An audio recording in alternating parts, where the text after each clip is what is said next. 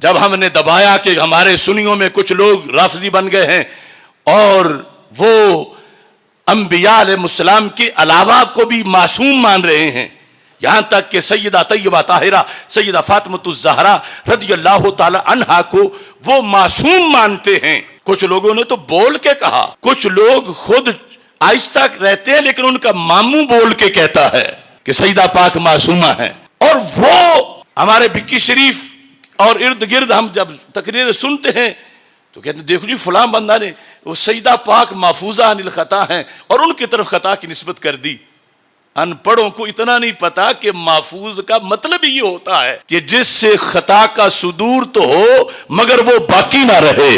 یعنی کچھ تو مانتے ہیں نا کہ لفظوں میں معصوم، کچھ محفوظ بول کے معصوم مانتے ہیں، یعنی محفوظ کی ڈیفینیشن آج تک نہیں آئی کہ محفوظ جب اللہ نے حفاظت کر رکھی ہے تو پھر ان سے گناہ کا صدور ہو ہی نہیں سکتا، پھر خطا کا صدور ہو ہی نہیں سکتا۔ حالانکہ جو معاملہ تھا وہ خطا اجتہادی کا تھا، اور محفوظ اور معصوم کا فرق اگر دیکھنا ہو تو میں یہاں آپ کے سامنے صرف اس کے 3 حوالہ جات رکھنا چاہتا ہوں تاکہ ان لوگوں کی یہ جہالت بھی پتہ چل جائے کہ مان کے محفوظ اور پھر میرے ذمہ لگاتے ہیں چونکہ انہوں نے خطا کی نسبت کی لہذا انہوں نے توہین کی۔ حالانکہ محفوظ کی طرف خطا کی نسبت توہین کب بنے؟ جب حدیث میں معصوم کی طرف بھی، آیت میں معصوم کی طرف بھی ہے اس اجتہادی کے لحاظ سے، تو محفوظ کی طرف کیسے بنے؟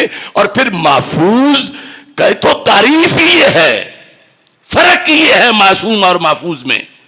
اب دیکھو المعتمد فی المعتقد جو طور پشتی کی یہ تصنیف ہے، فضل اللہ طور پشتی، انہوں نے یہ واضح طور پر اس میں لکھا، چونکہ ان لوگوں نے خود تو مطالعہ کرنا نہیں، میں آسانی کے لیے صفحہ بھی دکھا رہا ہوں اور اس کا مطلب بھی بتا دیتا ہوں۔ صفحہ نمبر ہے 72، ولی محفوظ باشد از گناہ۔ یہی عقیدہ نا سنیوں کا، ولی کیا ہوتا ہے؟ گناہ سے کیا ہوتا ہے؟ اور نبی کیا ہوتے ہیں؟ معصوم۔ وفرق میان محفوظ و معصوم آست، محفوظ اور معصوم میں فرق کیا ہے کہ معصوم را ارتکاب گناہ نبوت، معصوم را ارتکاب گناہ، کہ معصوم سے گناہ کا ارتکاب ہی، اما محفوظ را ارتکاب گناہ بود، یہاں لفظ خطا بھی نہیں، لفظ گناہ ہے۔ بات کس کی ہے؟ محفوظ کی۔ محفوظ را ارتکاب گناہ بود بر سبیل ندرت، یہ نہیں کہ وہ روز گناہ کیے ہوئے ہوں، نادر نادر نادر۔ اب 1000 دن میں سے 1 دن بھی نادر ہی ہے، 5 دن بھی نادر ہی ہے۔ اچھا جی، محفوظ را ارتکاب گناہ بود بر سبیل ندرت ولیکن او را بداں گناہ اسرار نہ باشد، گناہ کا ارتکاب تو ان سے ہو جاتا ہے مگر اس پہ اصرار نہیں ہوتا۔ یہ تعریف ہے محفوظ کی، جو یہ کرتے پھرتے ہیں کسی سنی کتاب میں نہیں۔ یہ بزریہ محفوظ لوگوں کو معصوم پکوانے کی تقریریں کرتے ہیں بکی شریف کے سجادہ نشین، اور مجھے تانے دیتے کہ انہوں نے توہین کی۔ کہیں کتاب لائیں کوئی ایک کہ جس میں جو یہ محفوظ کی تعریف کرتے ہیں وہ لکھی ہو۔ ہمارے ائمہ نے یہ تعریف لکھی ہے، اور یہاں تو لفظ گناہ ہے، اس کی بات ہی نہیں، تو خطا تو نیچے ہے بہت۔ ابھی ہم نے کتنا فرق بیان کیا کہ محفوظ سے گناہ کا بھی نادر طور پر صدور ہو سکتا ہے، مگر ہم جیسے جو ہیں وہ کیا ہیں، بار بار کرتے رہتے ہیں، اور جو محفوظ ہیں ولی ہیں وہ کیا کرتے ہیں، لیکن اورا بداں گناہ اسرار نہ باشد ثم یتوبون من قریب، بہت جلد توبہ کر لیتے ہیں۔ گناہ تو ہو جاتا ہے مگر بہت جلد توبہ کر لیتے ہیں۔ یہ ایک حوالہ اس پر یہ ہے تحفۃ المرید، شاید پہلی مرتبہ زیارت کریں کچھ لوگ، کچھ سے مراد وہ جو چھپ کے سن رہے ہیں ان کی بات کر رہا ہوں۔ تحفۃ المرید، تحفۃ المرید شیخ ابراہیم بن محمد بن احمد شافی بیچوری شرح جوہرات التوحید اس تحفۃ المرید کے اندر بھی اس مسئلے کی بات کی اور فرق بتایا گیا. اس فرق کے لحاظ سے انہوں نے کہا کہ معصوم وہ ہوتا کہ جو اللہ اس کی حفاظت اس طرح کی کرتا ہے, اس کی بھی حفاظت اللہ کر رہا ہے مگر وہ حفاظت اور طرح کی ہے, محفوظ کی حفاظت اور طرح کی ہے. وہ ہمارے ایک پیر صاحب تھے بڑے گدی کے, جب وہ میرے خلاف اعلامیہ لکھ رہے تھے 3 سال پہلے تو وہ کہنے لگے بھلا جب مانتے ہو کہ اللہ حفاظت کر رہا ہے تو پھر گناہ کا صدور کیسے ہو سکتا ہے, اللہ جب حفاظت کر رہا ہے. یعنی یہ ان ان پڑھوں نے محفوظ کوئی معصوم بنایا ہوا ہے. تو معصوم کی یہ تعریف ہے کہ حفظ اللہ للمکلف من الذنب مع استحالۃ وقوعہ, کہ وہاں ذنب کا پایا جانا ہی محال ہے. معصوم وہ ہے اس کی ایسی حفاظت ہے کہ وہاں ذنب کا پایا جانا ہی, اور جو محفوظ ہے حفاظت اس کی بھی ہے مگر وہاں ذنب پایا جاتا ہے اور وہ پھر فوراً توبہ کر لیتے. اور جو بات ہے وہ تو ہے ہی ذنب سے بھی نیچے چیز کی, اور وہ خطا ہے, اور انہوں نے اس کو توہین بنایا ہوا ہے, جبکہ ان کی طرف جو قانون ہے اس کے مطابق ذنب کی نسبت بھی محفوظ کی طرف کر دی جائے تو پھر بھی توہین نہیں بنتی. ان ائمہ کے اصول کے المنح القدسیہ علی الحکم العطائی, یہ تصوف کی کتاب ہے اور اس کے اندر یہ لفظ لکھے ہوئے ہیں 82 صفحے پر, الفرق بین المحفوظ والمعصوم.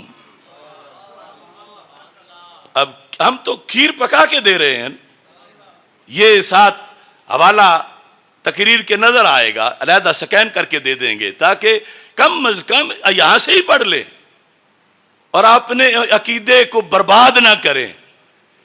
کیونکہ اگر لفظ کوئی اور رکھ کے حقیقت کسی میں کوئی اور مانی جائے تو حکم تو اس حقیقت پہ لگتا ہے, لفظ پہ نہیں لگتا.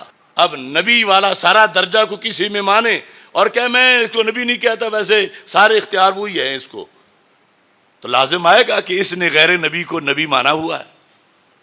اب غیر معصوم کو یہ معصوم مانے ہوئے ہیں اور کہتے ہیں ہم ان کو محفوظ مانتے ہیں. تو فرق پڑھو, فرق کیا ہے؟ الفرق بین المحفوظ والمعصوم ان المعصوم لا یلم بذنب البتہ, کہ معصوم ہستی گناہ کا یقینی قطعی طور پر ارتکاب کر ہی نہیں سکتی. المام بالذنب لا یلم بذنب البتہ, قطعی طور پر ان سے ذنب کا صدور نہیں ہوتا. کس سے؟ معصوم سے. کس سے؟ کم از کم آپ تو یاد کر لیں, کس سے ذنب کا ارتکاب قطعی طور پر نہیں ہوتا؟ اور آخری معصوم ہے حضرت محمد مصطفیٰ صلی اللہ علیہ وسلم. آپ کے بعد انسانوں میں کوئی معصوم نہیں ہے. ان المعصوم والفرق ان المعصوم لا یلم بذنب البتہ, اور والمحفوظ قد تحصل له زلات, محفوظ سے زلات ہو جاتی ہیں, محفوظ سے زلات, لیکن لا یکون منہ اصرار, زلات ہو جاتی ہیں نادر طور پر مگر ان پر اصرار, بل یتوب من قریب, محفوظ ہستی بہت جلد توبہ کر لیتی ہے. لیکن یہاں زلات کا ارتکاب لکھا, زلات کا ارتکاب ان سے ہو جاتا ہے. اب یہ عجیب منطق ہے کہ دیکھو فلاں بندہ توہین کر رہا ہے, گستاخ ہے, کیا جرم ہے کہ اس نے ایک محفوظ ہستی کے بارے میں کہہ دیا کہ اس سے خطا ہو گئی. ارے محفوظ سے خطا ہونا یہی تو فرق ہے معصوم اور محفوظ میں. سمجھ آ رہی ہے نا؟ معصوم سے ذنب کا ارتکاب نہیں ہوتا اور خطا اتحادی تو ان سے بھی ہو جاتی ہے, معصوم سے بھی. اور پھر یہاں تو بات ہی محفوظ میں ہے, اور محفوظ کی تو تعریف ہی یہ ہے کہ اس کے بارے میں لفظ ذنب بھی لکھا گیا, زلات بھی لکھا گیا, خطا بھی لکھا گیا, کہ ان سے یہ نہیں کہ خطا ہوتی نہیں, کبھی کبھی ہو جاتی ہے مگر اصرار خطا پہ نہیں ہوتا، اور وہ بہت جلد توبہ کر لیتے ہیں۔ یہ تو ان کا اہل سنت کے نزدیک محفوظ کی ڈیفینیشن ہے۔ اب یہ جو مذہب ہے اہل سنت کا، یہ بیان کرنا یہ توہین کہاں ہے؟ یہ تو مذہب ہے۔ اس قدر جہالت نے آ کر آستانوں اور بعض مدارس اور بعض آستانوں، ہر آستانے کی بات نہیں کرتا، آستانے ہی تو ہماری قوت ہے، ہمیں ملا ہی سب کچھ آستانوں سے ہے، لیکن یہ صورتحال میں نے آپ کے سامنے صرف چند حوالے رکھے ہیں، کسی کو گالی نہیں دی۔ ہمارے میزبان سادات کرام ہیں اور ان کی شادی کا موقع ہے، لیکن پتہ چلا کہ انہیں کوئی بندہ آ کے تنگ کرتا رہا ہے کہ وہ آئیں تو یہ تو ہمارا ان سے یہ اختلاف ہے، تو میں نے کھول کے بیان کر دیا۔ اب اگر پنجابی میں کہتے ہیں ٹکر ساگ جاندہ ہے تو جواب دے دیں۔